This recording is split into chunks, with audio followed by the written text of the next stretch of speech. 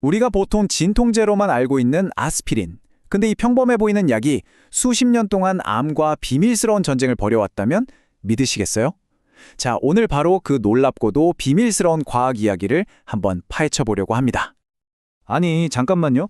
우리가 머리 아플 때 먹는 그 평범한 진통제가 어떻게 우리 몸속에서 암세포가 퍼져나가는 그 무서운 전이를 막는다는 거죠? 언뜻 들으면 말이 안 되는 것 같죠? 바로 이 질문이 오늘 우리가 풀어나갈 미스터리의 가장 큰 핵심입니다. 이 이야기는요, 무려 50년 전으로 거슬러 올라가야 해요. 과학자들은 아스피린이 암에 효과가 있다는 현장 자체는 알고 있었어요. 그런데 왜 그런 효과가 나는지 그 이유를 설명을 못했던 거죠. 말하자면 과학계의 오랜 숙제였던 셈인데 그 첫 번째 단서부터 한번 따라가 보겠습니다. 와, 이 타임라인 한번 보세요. 정말 놀랍지 않나요? 1972년에 쥐 실험에서 처음 효과가 관찰된 이후에 그 원리가 밝혀지기까지 무려 반세기가 걸렸다는 겁니다. 도대체 이 긴 시간 동안 과학자들은 뭘로 치고 있었던 걸까요? 바로 이 공백, 이 미스테리한 시간이야말로 오늘 이야기의 진짜 핵심입니다. 그러니까 핵심이 바로 이거예요. 아스피린이 암에 효과가 있다는 사실 자체는 이미 많은 데이터로 알고 있었어요. 문제는 어떻게? 바로 이 질문이었어요. 이 간단하면서도 근본적인 질문에 수십 년 동안 누구도 시원하게 답을 내놓지 못했던 겁니다. 자, 이제부터 현미경을 들고 이 분자 수준의 범죄 현장으로 직접 들어가 보겠습니다. 놀랍게도 암세포는요, 혼자서 움직이는 게 아니더라고요.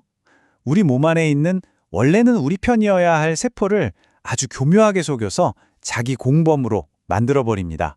그 교활한 수법이 뭔지 지금부터 밝혀보죠. 이 범죄의 첫 번째 용의자, 바로 혈소판입니다.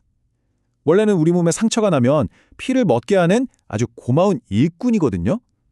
근데 이 녀석이 암세포한테 딱 포섭되고 나면 완전히 180도 돌변해서 암의 확산을 돕는 비밀 메신저가 되어버리는 거죠.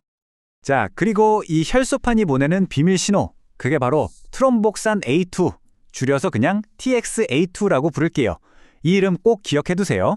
왜냐하면 바로 이 작은 분자 하나가 모든 문제의 시작이거든요. 이제 퍼즐의 마지막 조각이 나왔습니다. ARGF1이라는 단백질인데요. 이건 우리 면역계의 최정예 부대, 바로 T세포 안에 숨어 있어요. 이게 하는 일이 뭐냐면 아까 말했던 그 TXA2 신호를 딱 받으면 우리 T세포의 공격 버튼을 그냥 꺼버리는 거예요. 일종의 비상정지 스위치 같은 거죠. 자, 그럼 이 범죄 과정이 어떻게 일어나는지 한번 정리해 볼까요? 아주 간단해요. 1단계, 암세포가 주변 혈소판을 꼬드겨서 활성화시킵니다.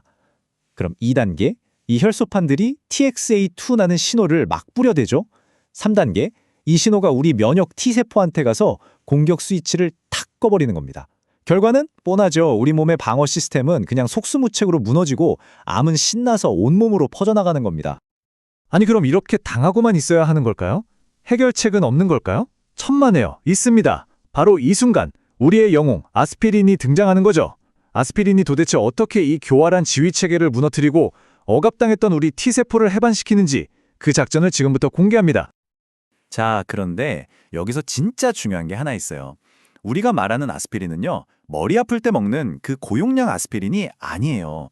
매일 꾸준히 먹는 저용량 아스피린을 말하는 겁니다. 이게 왜 중요하냐면 저용량 아스피린은 혈소판이 TXA2를 만드는 걸 아주 오랫동안 막아버려요. 이게 바로 항암 효과의 핵심이고요. 반면에 우리가 흔히 먹는 고용량 아스피린은 그냥 잠깐 통증만 줄여주는 완전히 다른 역할을 하는 거죠. 목적 자체가 다른 겁니다. 이게 바로 아스피린의 결정적인 한방입니다. 어떻게 하냐면요. 아스피린이 혈소판 안에 있는 TXA2 생산 공장, 그러니까 COX1이라는 효소의 문을 아예 닫아버리는 거예요. 그럼 어떻게 될까요? 신호 자체가 안 만들어지니까 T세포의 오프 스위치가 눌릴 일도 없겠죠. 그 결과 억눌려 있던 우리의 T세포가 다시 깨어나서 암세포를 사냥하기 시작하는 겁니다. 그러니까 한마디로 이거예요. 아스피린은 암의 공범인 혈소판이랑 우리 몸의 경비원인 T세포, 이 둘이 몰래 주고받는 비밀 신호를 그냥 중간에서 딱 끊어버리는 겁니다. 통신방해 작전인 거죠. 와, 정말 대단한 발견인데 그럼 이게 그냥 실험실에서만 그런 거 아니야? 실제 환자들한테도 효과가 있을까? 이런 궁금증이 생기죠. 자, 그래서 이제 실험실을 떠나서 실제 임상 데이터가 뭐라고 말하는지 한번 확인해 보겠습니다. 자, 이 숫자 0.49 한번 보세요. 이게 그냥 숫자가 아닙니다. 실제 임상시험에서 나온 결과인데요.